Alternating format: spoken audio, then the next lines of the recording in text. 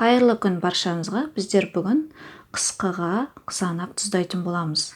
Бізге қажетті қызанақ, укроп, сарымсақ, лавр жапырағы, қара бұрыш, жұпар бұрыш, гвоздика, қант, тұз, уксус. Ең әуелі біздер банкамызға укробымызды, 3 дана сарымсақ, лавр жапырағын және де қызанақтарымызды толтырып салып аламыз. Қызанағымызды салып алғаннан кейін қайнап тұрған ыстық суды үстіне құямыз.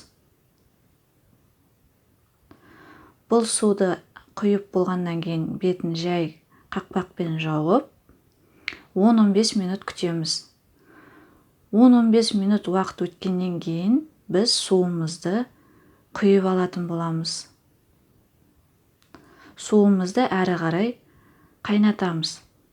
Оған дейін біздер қызанағымызға әрі қарай 4 дана ірі қара бұрыш және де душисті перец, яғни жұпар бұрышын, 1 дана гвоздика саламыз, 1 қасық тұз саламыз,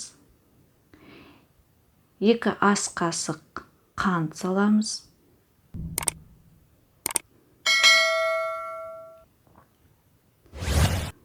әбден қайнаған суымызды үстіне құямыз.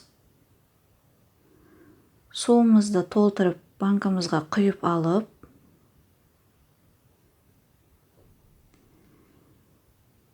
бір ас қасық уксус құямыз. Енді біздер қақпағымызды жауып,